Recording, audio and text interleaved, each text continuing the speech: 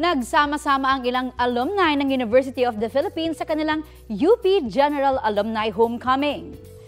Napuno ng saya at pagbabalik-tanaw ang reunion sa UP Diliman Campus sa Quezon City. May handog ding pagtatanghal ang ilang jubilarian sa pangunguna ni UP alumna at Professor Emeritus Winnie Monsod mula sa Jubilarian Batch 1959. Isa sa mga kasama niya si Mrs. Carolina Gozon Jimenez na sinuportahan ng kanyang mister na si dating GMA Network President and CEO Menardo Jimenez.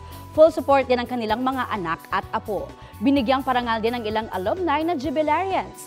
Kwento ni Mrs. Jimenez, masaya siyang makasama muli ang kanyang batchmate sa UP. May payo rin siya sa mga kasalukuyang isko at iska ng bayan. Siyempre, may edad pero still fighting spirit. That's what we were taught in UP. Never give up. Always fight for the best. Young ones, always be alert and always look to serve your country. Kapuso, para sa mga maiinit na balita, mag-subscribe sa GMA Integrated News sa YouTube. Sa mga kapuso naman abroad, subaybayan nyo kami sa GMA Pinoy TV at sa www.gmanews.tv.